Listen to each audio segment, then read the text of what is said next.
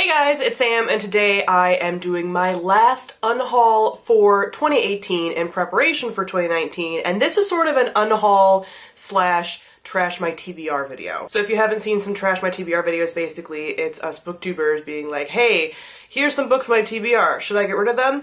And these are all books that I really am thinking I'm going to unhaul, but there's a slight chance that you could maybe convince me not to, which is why I'm kind of making it a trash or TBR type unhaul video. Also, since I'm still at my parents' house, because of the quilt that you can see in my background, I don't have these books on me, so I can't immediately get rid of them, but I was doing calculations last night for my 2019 reading goals. Those videos will be coming up in January, so look forward to that. And one of the goals I really want to do in 2019 is get my TBR down, way down.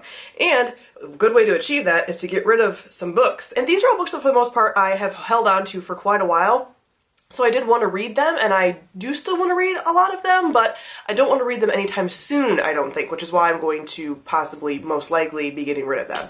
But this is your opportunity to potentially talk me out of it if you feel very strongly, or talk me into it if you feel very strongly as well. So because this is an unhaul video, and I believe that with unhauling you shouldn't really be looking into the books too much, because if you can't remember things about them, then you probably don't really need them anyway. So I'm not going to be giving like whole synopsises for you guys for these books that I'm potentially unhauling. If you know about them, then let me know if you think I should or shouldn't unhaul them, but otherwise, like, this is just going to be the things I'm maybe getting rid of. First we have Miranda and Caliban by Jacqueline Carey. This is a Shakespeare retelling of a Prospero, The Tempest, I think it's The Tempest retelling. See, it's a retelling of some kind. It's not even a Shakespeare story that I'm very deeply attached to, and it's not one that I know stuff about. This looks like it'd be kind of a cool twist, but I don't know when I pick it up. Wed the Drowned by Carson Jensen. This is one that I kind of want to hold on to, and I might still, but it's very large. It's like over, I want to say it's like over 700, 800 pages. In person, the spine is like this big, and it's very dense. And this is a historical fiction about a ship that went down, I believe, or was going down or something. It's historical fiction about sailors and stuff. And I forget who recommended this, but I saw it on a BookTube video when I first was watching BookTube, and it sounded really cool, and I do love historical fiction, but then never read it. And this is one I've wanted to keep around, and I've kept around for many years, and it's a beautiful cover, and I just really, there's something about it that makes me want to hold on to it. So convince me either way if you know anything about this book, which I feel like not a lot of people do because, like, it wasn't like a popular, you know, BookTube book or anything like that. But yeah, if you know about it, let me know, because I kind of want to hold on to it. But also, like, I never reach for it. Whatever. Then we have Arabella of Mars, and the sequel, Arabella and the Battle of Venus, I believe, are the titles.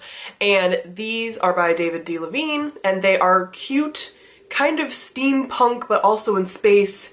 It's sort of like steampunk in space books. And I've heard they're, like, kind of cute, but I never really kind of want to reach for them. But I've heard they're kind of like 3-star reads, which always kind of makes me be like, eh. So I think they'd be a fun romp. I wouldn't be opposed to holding on to them, but I also kind of had them for a while and I haven't really wanted to reach for them. An Alchemy of Masks and Mirrors by Curtis Craddock. This is, I think, like a alternate history, kind of steampunky, fantasy type story. I don't really even know what it's about. It just, the name Alchemy of Masks and Mirrors sounded really cool, and I think I've heard positive things about it now since it's come out. But yeah, it's just a genre I enjoy, tropes I tend to enjoy, but things I don't know anything about. 1,000 Names by Django Wexler is a book that I've wanted to read since before I even joined BookTube. I got it in a book outlet haul, and then I got rid of it, and then I was gifted it by a subscriber who thought I'd really like it. And I've held on to it, but I'm like, I don't know if I'm ever going to reach for it. Like, there's things, like I've been told, there's things that I'm really going to enjoy. I think there's like some good relationships people think I'd really enjoy. It's a, I think, is it a gunpowder fantasy, maybe? I forget. And I just have never reached for it. But convince me if you really think that I will read it. But I've also held on to it for so long because people have convinced me, and then I just never pick it up. Crossroads of Canopy and Echoes of Understory by Thora Dyer. These are two that I've held on to for quite some time. I was just sent them by Tor, and they sounded really cool because it's a fantasy that takes place in this, like, giant, like, archaic forest, like giant, what's the name for that? With the giant trees, I'm forgetting the name. There's a name for these kinds of forests. But with huge trees and forests. And I like that kind of setting of like the giant tree fantasy forests. It's a thing I enjoy.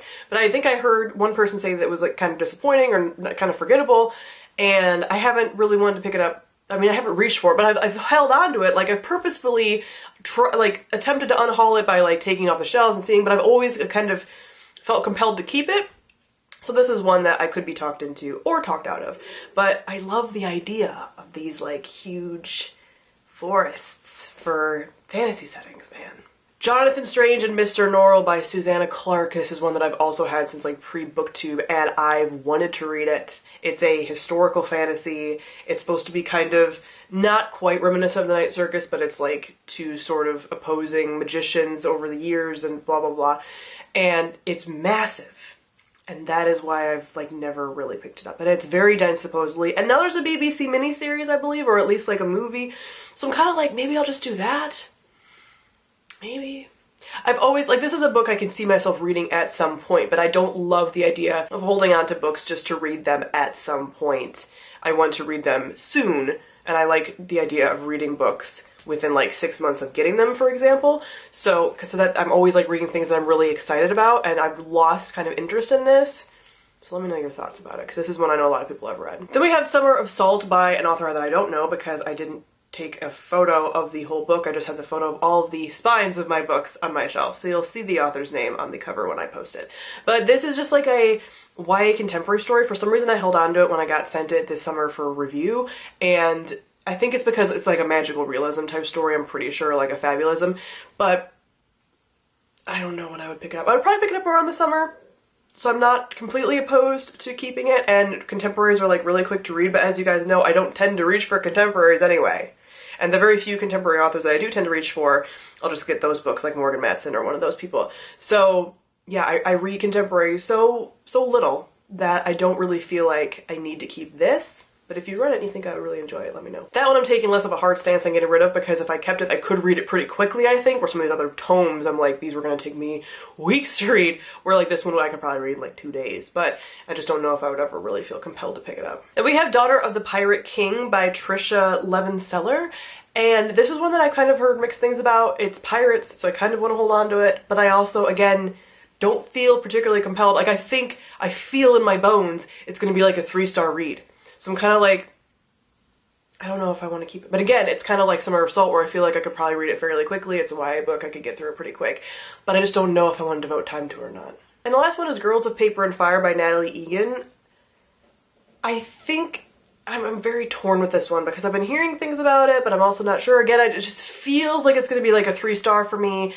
I don't know. I feel like it's a book that I would have enjoyed years ago, but maybe not so much now, and that's why I'm kind of just very unsure about it. It's a fantasy. I think it's more like a desert fantasy. There's a lot of like political intrigue sounds to it. Also this like forbidden romance. Like there's things about it that I feel I could enjoy, but there's also things that I feel like I don't need to, like I don't feel particularly compelled to read it. I don't know. This is another one that I feel like people could convince me either way, because I feel like it's been getting read by people. You know, it's not like a little reviewed book. I feel like it has some hype behind it. So let me know your thoughts, but right now I'm just feeling like I don't know when I would reach for it. So those are all the books that I'm considering getting rid of. Many of them are kind of going to be on the chopping block regardless, and I'm not sure if anyone could even convince me to not get rid of them, but some of them could go either way. So trash my TBR, let me know if you think I should read some of these things or if you don't, whatever the case may be, but a lot of them need to go to make it easier on me to obtain my TBR goals, because like I said, a lot of them I don't remember even what they're about. And a lot of them I don't feel particularly compelled to pick up anytime soon. Comment down below and let me know your thoughts. Thank you all for watching. I'll see you all guys soon. Bye.